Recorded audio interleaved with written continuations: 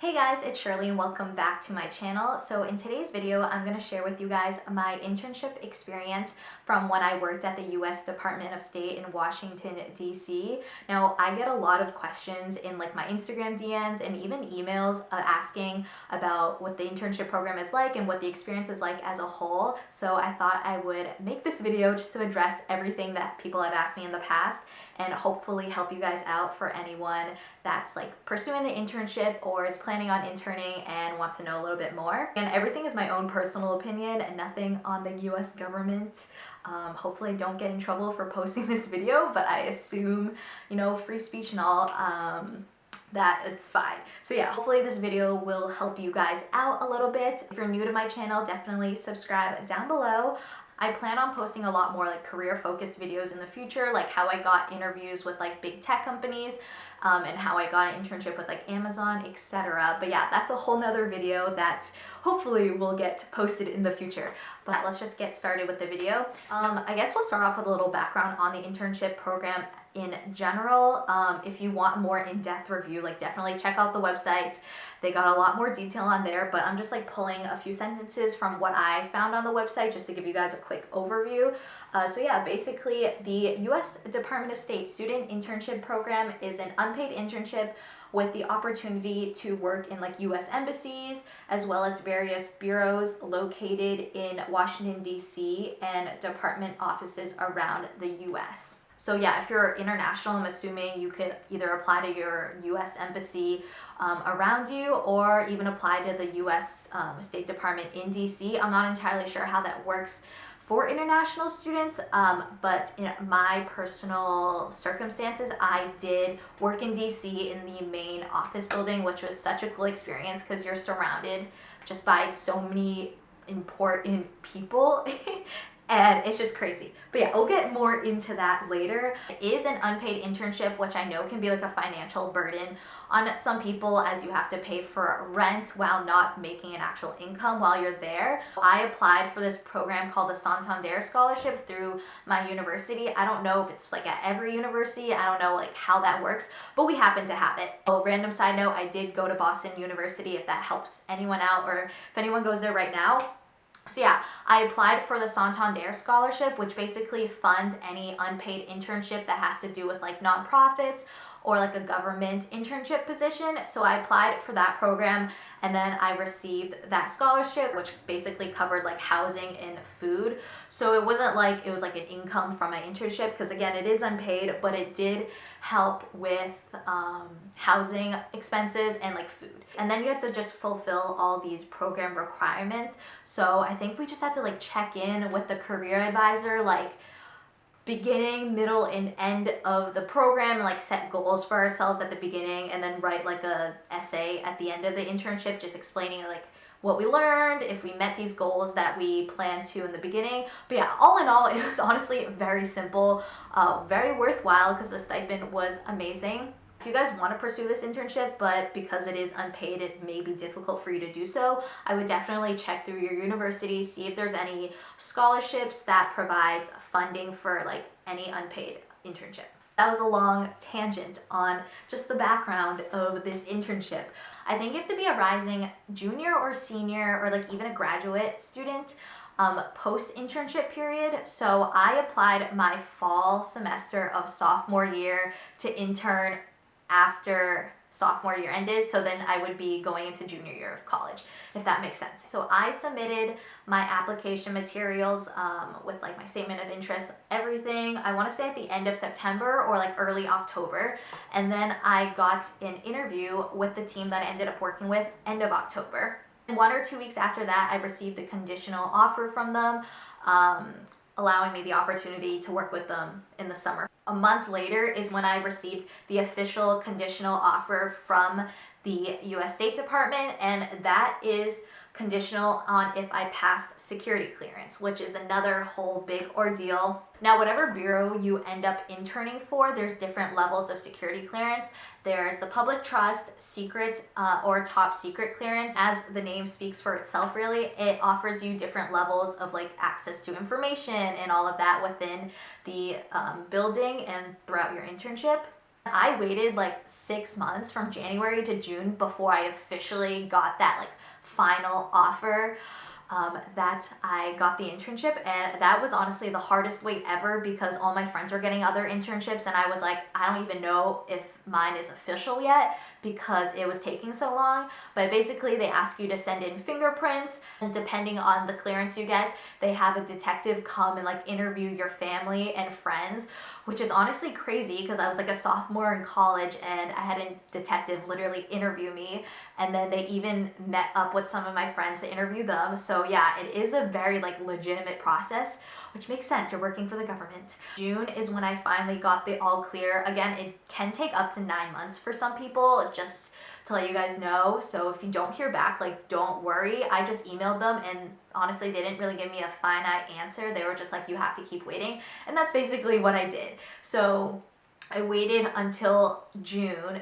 and then I finally got the all clear first week of June, and then I started my internship literally a week later. So I found housing, I moved to DC in literally like a week, and it was a little bit stressful, but it worked out in the end. So hopefully that gave you guys a quick overview. I don't know how quick that was. I feel like I've been literally talking for 20 minutes trying to like fine tune all the details and give you guys some like thorough information on the timeline and application process.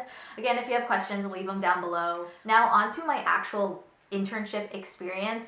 I honestly had so much fun. I really enjoyed DC. I honestly did not know how hot and humid it got there. Like, I'm from Boston and it gets hot here in the summer, but it's not like disgusting or humid. But no, DC is like humid. Like, I was sweating every single day. It was tough.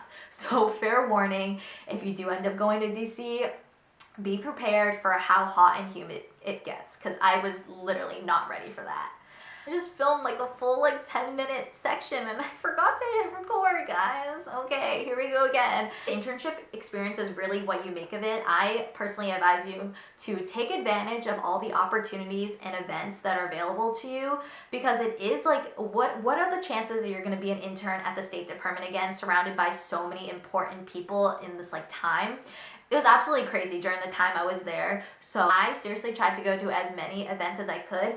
Basically every week, or like even like every other day, the internship program, so the student internship program itself, would send out like newsletters of events that they were planning, anything fun that was going on. And so you could like RSVP to all these events, and these included like private tours of like the Supreme Court, the US Capitol building, tours of like the museums, which I know are free to begin with, but we actually got like private tours, which was really cool. And they showed us like different rooms they wouldn't normally allow just like any visitor to go to. I'm trying to think what else we got to do. And then basically any lunch event where you can meet with like diplomats or anyone that was like a foreign service officer, like a domestic service officer. I always made sure to go to those events just to learn more about their career path and how they got there.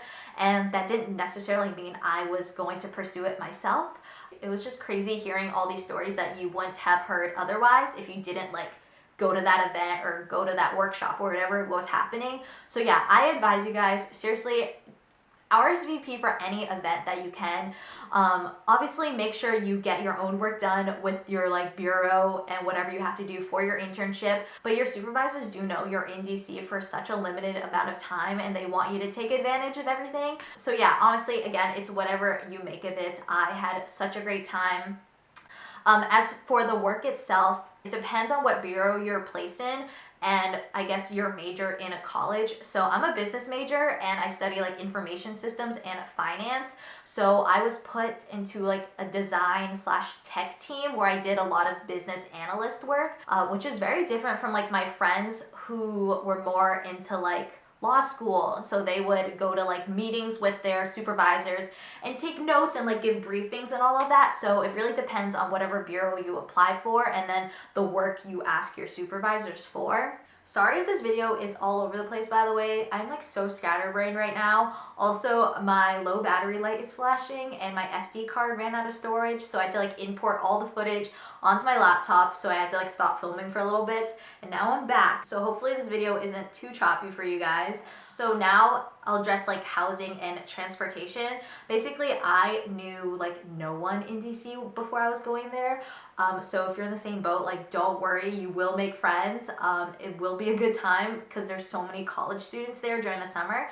But yeah, I think I knew like one person that went to American and he wasn't even there for the summer. And I had a friend that goes to Georgetown who I knew from like middle school, so it's been years.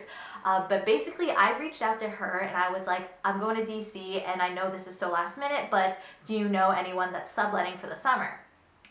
And she didn't at the time, but she ended up posting for me on Facebook in like a housing page, and she helped me find some roommates, and that was really cool. I lived with them for a few weeks before I ended up moving out, just because I had a family friend with like an extra apartment that was empty for the summer, so he let me stay there. Back to the roommate situation, it was so much fun. I lived with 4 other kids my age who were also all interning in DC for the summer. It was just a great way to get to know people because I absolutely knew like no one there, which was definitely intimidating at first because you have to make friends and like do the whole like, it was like freshman year of college all over again, like going there, meeting new people.